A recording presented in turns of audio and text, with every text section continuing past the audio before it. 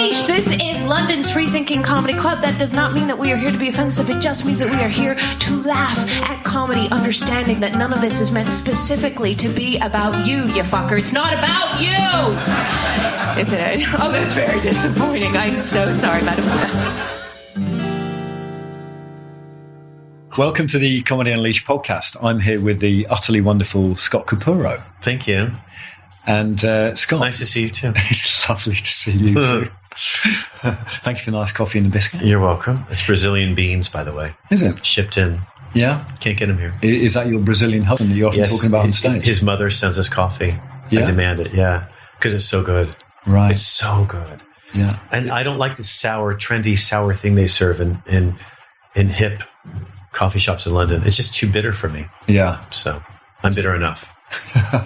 Way enough. Well, you've been very sweet to me, Scott. And to the club as well. Anyway, you can edit that part out. So, yes. So, Scott, you actually opened up the first gig that we did at Comedy Unleashed, and you were on a month ago and went down extremely well. It's a great room. Yeah? Yeah. It's a nice mix of gender, age, and don't even want to say political beliefs because I don't know what their politics are, but I can tell by the responses that even though there are people in the room that might disagree with one another, they're all there just to laugh, and it doesn't feel like... What I can say about that set that I do there is my ego doesn't feel involved. It's really interesting. You know, I go there to do your show the few times I've done it, and I've worried on my way because I'm usually running from another gig twice at least. This last time I was too, and I'm always concerned that there's been stuff said on that stage that I won't have a familiarity with. Yeah. People will have been talked in the front row that I don't know what's been said. And I'm all worried about how I'm going to appear because I want to impress you and Andrew because you're both friends of mine. And I want the set to seem fresh but smart because I think the bar is pretty high. And then I get there and I'm like, oh, that's right. What this is a room full of comedy lovers. And it's become such a job for me now, stand-up, that I forget what that mood feels like and how it feels like comedy clubs felt when I first came over in the 90s. When people went to clubs and only paid £4 or £5 to see a show, and their expectations about laughing were high, but that you could have been a purple unicorn with a tail. They didn't care. I mean, so much of my act when I first came over was me coming out in the first 5 minutes feeling like I had to explain to them that I was queer. And then I realized somewhere on the road between Birmingham and Hull, that people didn't give a toss the British either way. Yeah. That I was making it show something that wasn't. Right. And I realized that's what appealed to me about coming here so much. And so that room that you now promote and produce feels that way too. It does. It feels like... And is that a rarity though? Are you saying that's not as common as it used to be? Or is it different in different parts of the country? It is different in different parts of the country. I feel like the farther north you go, probably the more you can get away with. But...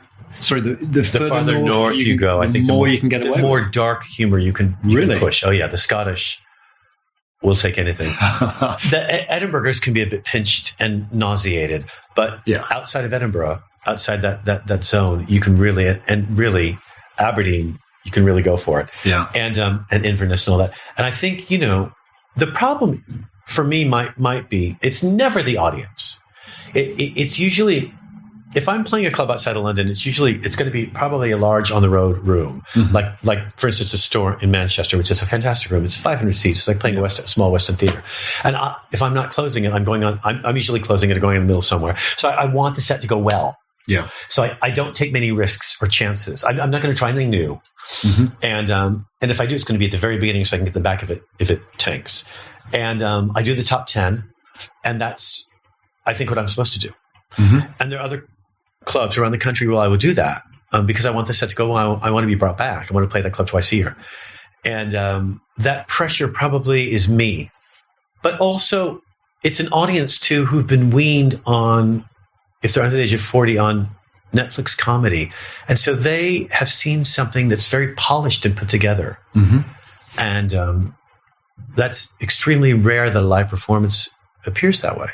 Do you ever experiment when you come to the club? Because you seem so utterly professional. You are so fast. And you take us all over the place so quickly. Yeah. At your club, I will. At your club, fortunately, I'm lucky enough to be part of the cutting edge, that what's now called The Edge, which is a political improv show.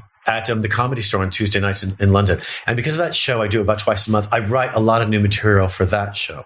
So it's a political improv gambit. And so that material I usually kind of put together in a set when I come to play yours. It helps me gather ideas and thoughts together about current political issues that I think your audience is willing to listen to.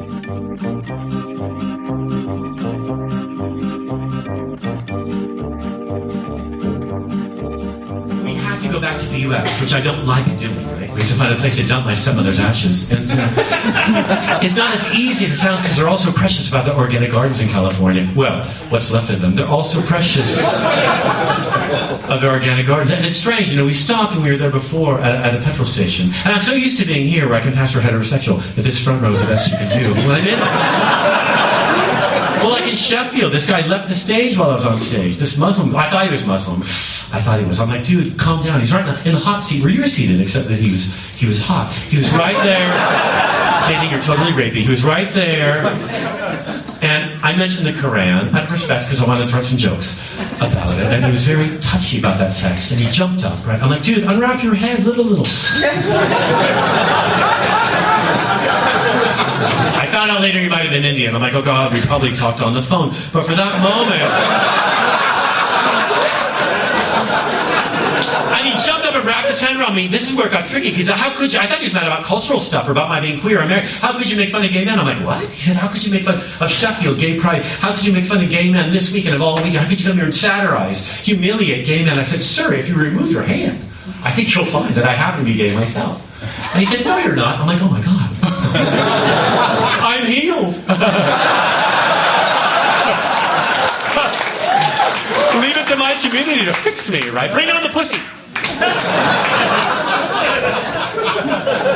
I fingered a girl once. I did. It's a human experience, like taking a shit or breathing. I can do it. We fight wars. I can handle this. She's like, finger me. I'm like, you. And she said,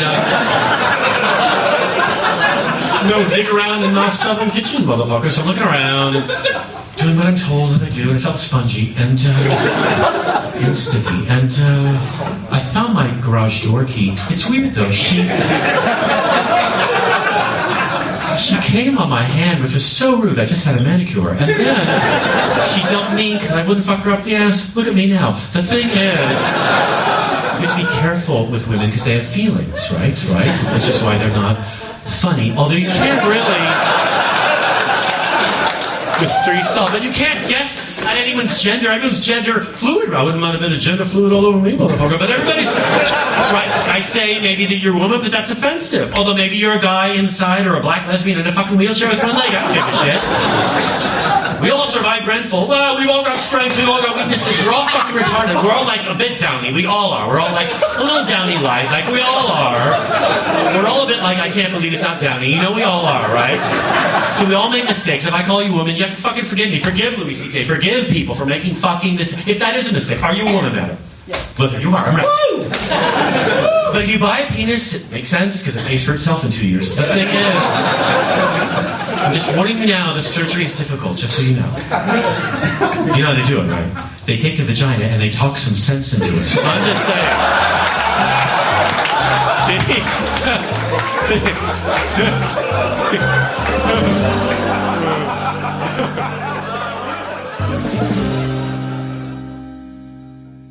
That's another thing is I think what's funny about the UK, as politically savvy as the population seems to be, especially international politics, is that comedy audiences don't have a long history of a response to political comedy in this country. They just don't. There's a huge swell of political comedy in the US, always has been. Mm-hmm. But here I feel like there are some political comedians, but they're few and far between. So I think your club, though, I can talk about politics in, and they don't... Get like that. They're not bored by it. Well, I want to hear it. Seriously, when you bring up Trump in a lot of clubs, people are like, "Oh, it's such a downer." Can you? And British comedians, are pretty nice. English comics are pretty nice. Mm-hmm.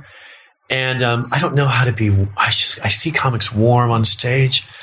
They're so warm. Some of them, I'm so jealous how they open a show. Like I've had people come and see me and say, you don't open warm, do you? I kind of hit the ground running, and I don't know how. I'm not good at casual conversation in real life or otherwise. So I'm not interested in chatting to people about where they're from unless it serves my purpose. And a comic I really respect told me years ago when I first started that never ask them a question you don't have an answer for. So I would never just chat with a fucking room full of, no, I don't know you.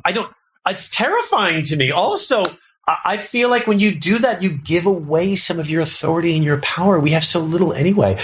And I kind of want to grab them by the neck and drag them along. And I feel like if they don't see that I'm the head of the ship, they're not going to get on my Titanic. They're not going to go for it.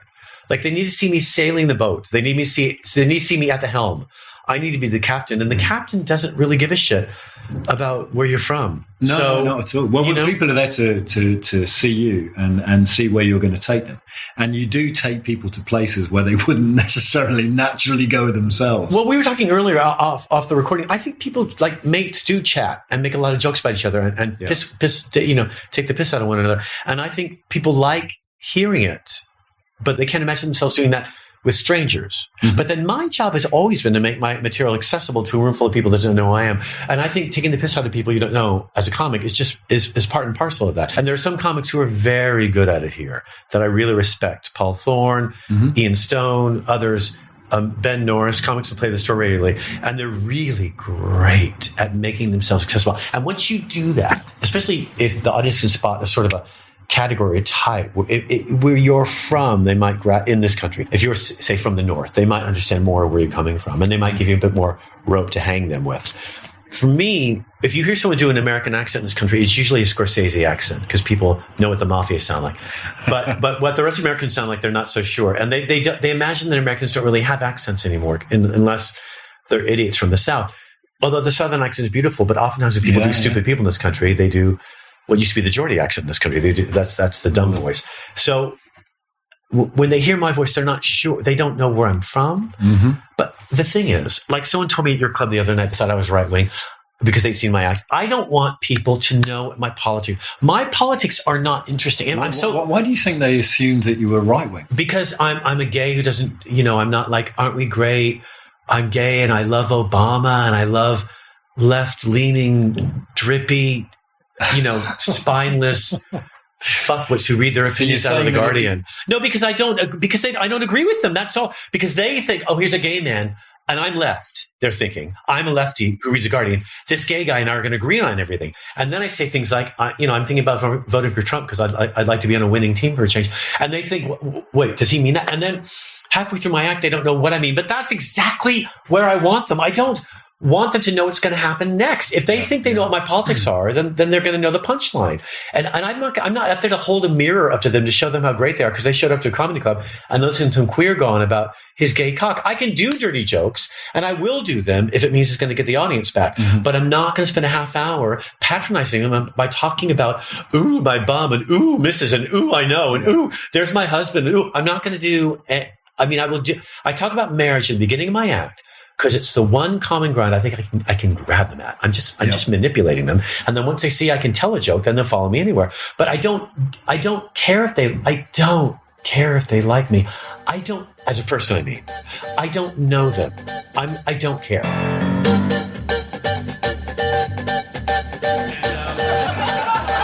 It's interesting, I'm in mourning actually. That's why I'm wearing mostly black. I'm queer, so I have to wear a flash of color. Or else they take my membership card away from me. But I'm wearing, because some Mormon people, namaste, you may have read about this. 9 Mormons died in the northern part of Mexico yesterday, right, in a drive-by shooting or some sort of thing. And 2 women, which means that at least one husband lost wives. And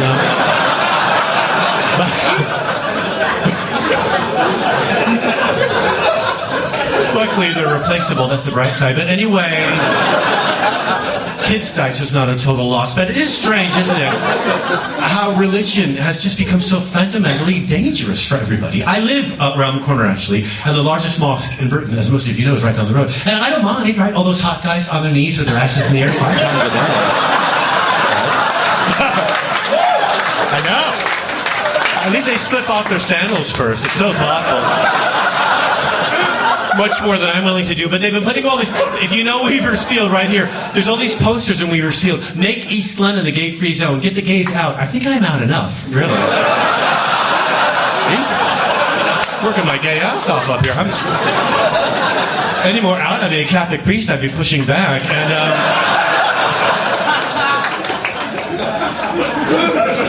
But religious people kill each other all the time. It's nothing new, is it, right? Some Mormon guy just died on death row in the U.S. because he killed his family. He heard voices that told him as a Mormon man he's got to kill his... The voices are always mean, aren't they?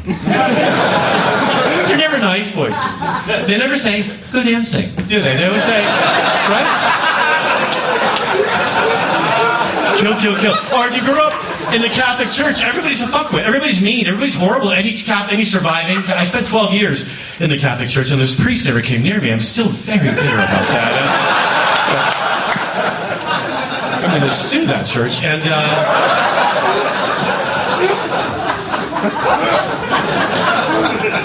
my husband's evangelical. I know.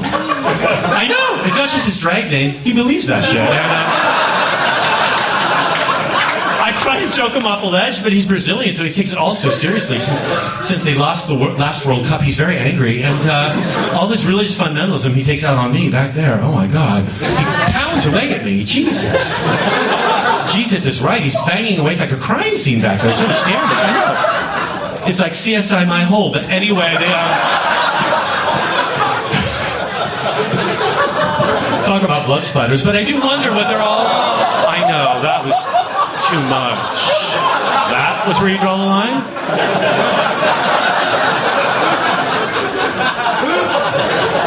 I'm like, honey, what are you so angry about? I'm held against my will. Ouch. What do you, hashtag me too. What do you, ow. Don't. And, what is he angry about? The Christians won, in a way, right? Jesus is still being talked about. He's still selling out rooms, for fuck's sake. We all love Jesus, in a way. You must. I mean, he's by far the hottest Jew on a stick. You know, it's not a happy story, because he died so young, but let's say, at least in the end, he got nailed. You know, actually... No. It's not the Jew's fault he forgot his fucking safe word. The point is...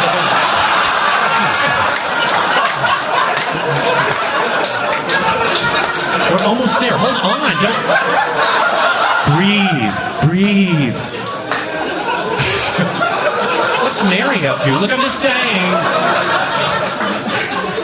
Everything's a fetish. Also, we all have to... You have to admit, they're just stories for children. Really, they are. Aren't they? Are there any radical Muslim fundamentalists? They're always dying for attention. If there are...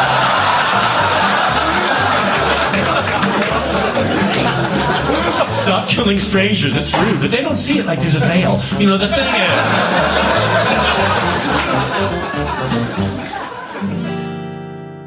I try to say everything with a wink, wink, and a nudge, nudge, so they know that they're jokes. But I wouldn't waste their time pretending I like them. What are you most keen not to be? Is it bland?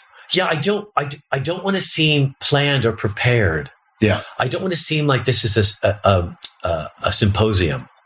Or like I'm speaking in front of a podium or it's a speech. What I plan to do is make it seem like I'm in the room with them. I never want to seem like I'm just going through it rote. And yeah, the bland thing. I mean, but I never think, oh, what can I write that's shocking or surprising? Mm-hmm. I just write about stuff that I think is current because that's, I think, my job. The bland, I know when I'm being boring on stage. And usually it's when I'm lecturing them. And I have a good friend in comedy who I work with a lot, who has mentioned it to me a few times, including my husband has said it to me a few times too, which is, we were in Norway 2 weeks ago, and Edson's a huge fan of Norway. He comes with me when I go there, and he doesn't come see the shows because they're all in Norwegian except my set, which you see many times. So, but he came into the club the other night. We were outside of Oslo in a big room in a suburban town, and he watched a bit, just a bit. And then the hotel room later, he said, Capurro, I walked in and I heard you lecturing them. What do you mean, honey?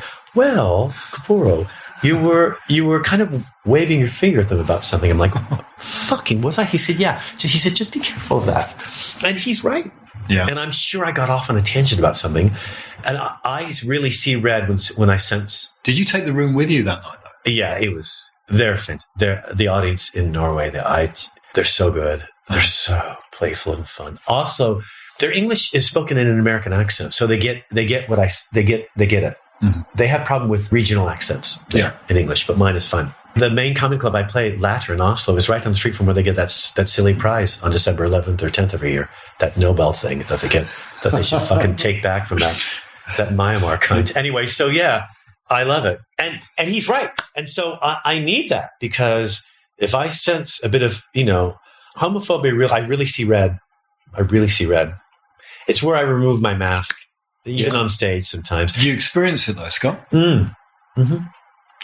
On stage when you're performing, or I can name the times on stage in this country in the last 20 years. I can name the times. In the green room, oh yeah. Yeah. Oof. Yeah, it flies at me. Always has. And I just have to find a place in my head where I'm not really listening. Yeah. Because it's whoever's expressing it, it's their thing. And I have, we all have, the four of us in that green room, or five or three of us, have 150 or 300 people out there we have to entertain for 20 minutes. So I'm not going to take it on stage with me. No, that's right. But if it happens while I'm on stage, I have a couple of times. And how do you deal with it? Well, I got banned from a club in America. I threw a glass of wine at the sheriff's daughter. She said something. That's what she deserved. Oh, well, she did. She was heckling me the whole. So when I first started, I was working with Evan Davis, this brilliant headliner. He was a lovely guy and really supportive when I first started, American comic, and a suburban club near San Francisco, but really conservative, really, really white, upper middle class, uptight, fucking, they've all got private equity accounts that they live off of, and they all live in prisons, meaning they all live in walled communities, gated communities. They all do, and it was like 300 white people, and I'd come up through the alternative comedy circuit in San Francisco, where the crazier you are, the better. Like, they don't want you, like a jacket and tie. Who are you? You're a Martian. But, they want to see, ping pong balls out of your ass and stuff. And anyway, seriously, I saw a guy, that club I worked at, he lip synced "Don't It Make My Brown Eyes Blue" on a Monday night new material night, and then pulled 2 ping pong balls tied on a string out of his ass and swang them around, and shit went all around the room. And I've never seen a comedy audience move back so quickly and scroll. Oh my God. And I remember they had judges on stage, mock judges, and this woman got shit all across her glasses. It was so funny. Brown eyes, little brown ping pong balls. He had blue eyes. Anyway, it was one of the, my friends and I still talk about that show. So funny. But anyway, that was the scene I'd come from. And I wanted to break mainstream. And all my friends told me, don't go to mainstream clubs. They won't accept you. This is like 1993, 4. They tried it before me because there happened. This is in the States or in San Francisco. Okay. And there'd been a gay comedy scene in San Francisco in the 80s, actually. They used to play a club in San Francisco called the Brick, something. Anyway, that scene had moved on to a club that I started called Josie's Cabaret, which is an alternative comedy club and vegan cafe. Anyway, but it wasn't irritating. And anyone could play there. And that's how I met Margaret Cho and all sorts of people that started at the same time I did. Anyway, so I thought, no, I'm going to do it. Right. So I said yes to this club. I was warned. And then I went there and, ironically, I just played it about 2 months ago. Again, I hadn't played it in 22 years and it went fine, but it's the same club. It's the same audience. It's the same white people, not the exact same, but the same upper middle class. And I got there. I'm like, oh, it's full. Oh yeah, there's a bowling team in there that don't know who you are. I'm not kidding you. 50 people showed up on a bus and they're eating during your set. Just so you know, they've all ordered dinner. I'm not kidding you. I'm like, are you? So there were like 80 people that heard me on the radio that knew what I did, and then 50 bowlers with their grandchildren. Some 18-year-old girl that won't eat during my set because she doesn't want to be rude. It was so funny, and they were lovely. They were like 80 years old, and you know why? Again, it's not them. It's me. It's because I know how to work that room better, and I don't take anything personally anymore. It's a real problem to comedians. Yeah. These youngsters I see in rooms so terrified. It's because they're taking it personally, but they don't know you. Again, they're strangers. So anyway, I said something to this woman, and she just started going on to me about having AIDS. And this was in the 90s when all my friends died. All my friends died around in a 3-year period. And I went to her. I said, "What did you say?" She repeated it. Well, at least my boyfriend doesn't have AIDS, she said to me. And I picked up a red wine glass and covered her in wine, and I made it big. And you people, man, threw the wine. The worst way to handle it. Yeah. And Evan Davis came on, and how could you? Anyway, the sheriff showed up next time. That was my daughter you threw wine on. You need to sign this form that says you'll never play this town again. So I had to sign a form.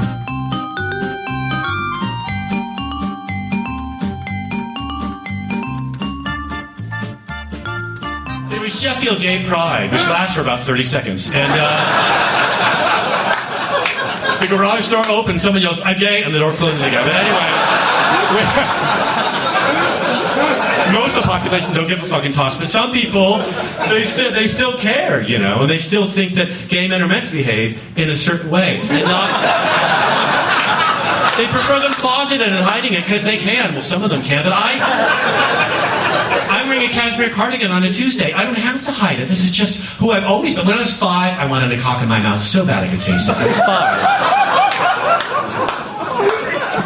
It tastes defiant at that age. I mean, now, you know, it's the same old thing. But then, it was different every time. I was one of those kids you meet, little black bow tie, shiny shoes, plaid trousers, striped t-shirt. But I made it happen with jazz hands. All my stories had punchlines, right? I used to dance with my mother because women love dancing with their little gay sons between divorces. I was those kids that you meet at a wedding, you think that little one, he's going to suck cock in 10 years. And I'm like, oh, my weight. I wanted it.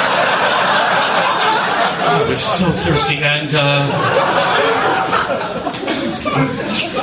I met my stepmother, who just died, actually. We had her cremated, my stepmother, after she died. Because we're not German. So she is, I know, too soon.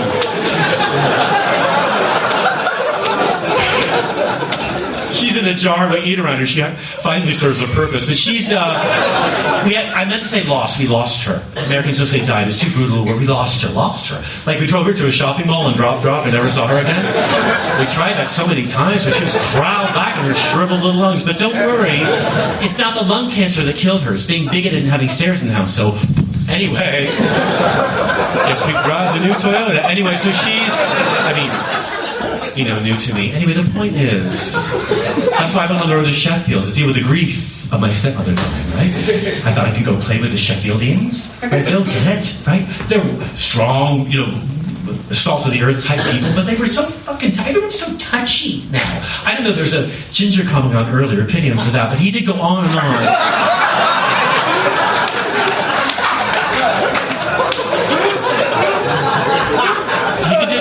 About what's right and wrong. The point is, when you're out there, it's not always that easy. Like, you want to put forward something that's positive about who you are, but it doesn't really always work out that way. And I know to hide some of who I am since the very beginning. When I met my stepmother at 5, right, the one who just kicked it, right? She's a waitress. She wanted to know, I'm a waitress. It was all about her. Little 5-year-old, right? Lights pointing toward me, but it was all about her. She saw me as a fucking threat in some way, right? She did. She's like, you know, gay men, at whatever age, are the punchline to any office joke still. And she said to me, she could tell, and she's like, I'm a waitress, and I don't serve faggots. She said that to me, I don't serve faggots. I know. The things that offend you when you're 5, it's so weird. Otherwise, you pay a hooker 50 pounds to whisper in your ear when you're about to turn 57. But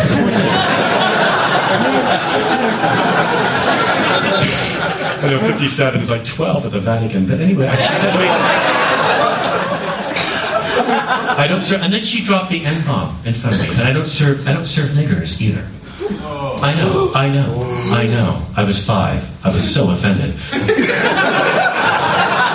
I was dating a black guy at the time, but I didn't know he was black. We met during nap time, and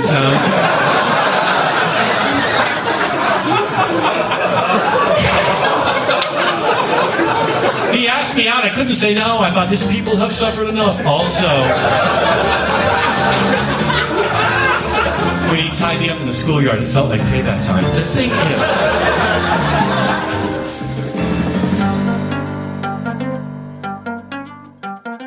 what really, really makes you laugh? I love because you take us all over the place, yeah, and you take us to places where we wouldn't naturally go, yeah. And we wouldn't maybe have thought of things in quite that way, and sometimes there's a little bit of a whoa before the laugh, yeah. But the laugh is real, and the laugh's almost like a release. So, are you sort of attracted to a little bit to the dark side? Yeah, I mean, do you know, if you know David Tell, he's a comic from New York. He's great. He's very dark. I think he's dark. I love him. Or someone like, I mean, Frankie Boyle's. I only have the chance to read him now. I don't get to see him live so much. But his columns in The Guardian are fantastic. I mean, very dark. I mean, but his live performance is so grim. It's so funny. Yes, but also I like watching people fall. I think Pratt jokes are. I think people falling on a banana. Anything that's well timed. Mm-hmm. I mean, Chaplin. If I watch Chaplin, still makes me laugh sometimes. Or I think anything that seems where the performer knows what they're doing. Like if I feel safe in their hands. But I also like feeling like I mentioned Margaret Cho earlier. I saw Margaret a few years ago in Edinburgh play a late night set at the Stand, and the audience didn't. The majority of the audience, because it wasn't her room. She sold all her shows out because people in Scotland know who she is. But this room didn't seem to know Margaret's oeuvre, didn't know her background. Mm. And she's an Asian American female, and she's very successful. And she purports to be bisexual on stage and have all this baggage that she brings on stage with her. That some of it's fascinating. It's all cultural stuff, and her references are really up to date and really smart. But I felt afraid watching her because I didn't know what was happening. I was worried. And I loved it. I love I love not knowing. Yeah. I love feeling like, oh God, this feels dangerous. I mean, this is this powerful woman on stage, and they don't know who she is, and they're thinking, who the fuck does she think she is, being so powerful on stage? And why don't we know her? And she's kind of leaning back on the wall with a mic in one hand, and she's beautiful. She's tattooed, and she's fucking gorgeous. And I'm sure a lot of people in there are drawn to her. They don't know why. She has so much going on. And I'm like, God. That's, and the few compliments I've taken that I've really taken out is when people have said, you've got so much gravitas on stage because you mentioned so much of who you are and it's so believable. And we're wondering, where does all this come from? That's what I want. I want them to feel immersed in what I'm doing and not sure what's going to. When people tell me that they're afraid for me when I'm on stage or they're nervous about how people around them are responding, I think that's great. But that's why I'm not on TV. And that's why I hear someone is offended at a joke I tell. And I think, oh, clearly I have to write more material about that. I know it's ridiculous. Most people go the other way. And I have comics give me jokes, like a joke I did at your club about Down syndrome babies. That was a joke given to me recently by a comic who said, I can't tell this, that punchline. And when he told me, I thought it sounded sweet. He said, you thought a joke about Down syndrome embryos being aborted was sweet?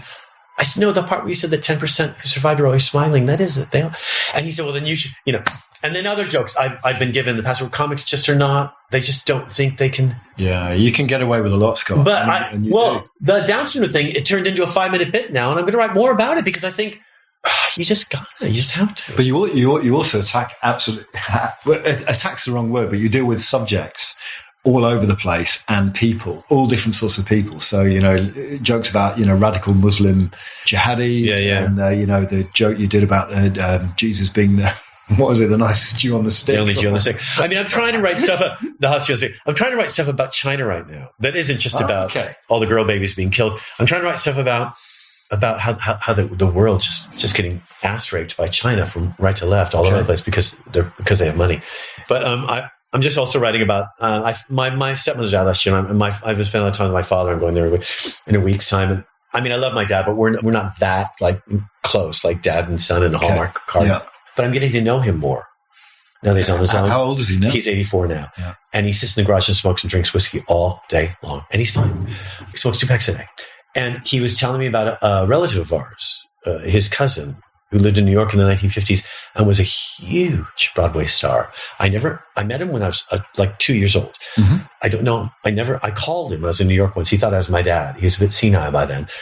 But his name is on all the cast recordings of Oscars and Hammerstein musicals. It's Alfred Drake. His real last name is Capurro. But he introduced all these hugely famous songs on Broadway. Mm-hmm. And I knew about him as a kid growing up. And, I thought it's so great. And I wanted to be a performer as a kid. Oh, I wish I could have met him. I tried to find him in New York when I was there in Manhattan when I called him. And then I knew he thought I was dad, so I didn't go see him because it would have been too weird. But he told me all this stuff about my mom I didn't know because he met my mother before I was born. Wow. It was the weirdest phone call ever. And I'm telling Dad about this call, about how about Drake told me that my mom could sing. And he said to me, did your mom ever become a singer? He didn't say my mom, though. He said to me, did Donna, my mom, thinking I was my dad, did your ex-wife ever become a singer? And I said, no. What do you mean? Well, she had a beautiful mezzo-soprano voice. I said, she did? So I asked my dad this, and he said, yeah, your mom, he said, you spoke to Alfred Drake? I said, yeah. He said, he's a big homo, big queer. I'm like, what? I said, yeah, big homo. And this is just a few months ago. I started crying. I said, Dad, you didn't tell me. Did you ever think about telling me this? I'm 57 soon. Oh, would that have made a difference? Yeah, it might have made a difference. Yeah, maybe. Well, why? I mean, did you need a Role model? Yeah. Yeah, because you're a drunk who's useless, who fucked all my mother's best friends when I was growing up. So yeah, a role model. I might have not been so angry. In fact, I might be on TV by now. And all this stuff came out. Anyway, so yeah, it was so surreal. And he said, what do you need a role model for? One thing I respect about you, Scott, is you've made all this happen on your own. Yeah. I said, but Dad, I didn't have to. I might not have had to. It was a really weird moment. My sister was sitting there like she just got on her iPhone like this. I'm like, what are you doing, Liz? Nothing. I'm looking for yoga class. Okay. Looking up yoga. Right, that's it for now. Check out the Comedy Unleashed YouTube channel or Facebook page. We're also on Twitter. And if you'd like to see the full lineups for future gigs, check out comedyunleashed.co.uk. We hold gigs on the second Tuesday of every month, and it would be great to see you there.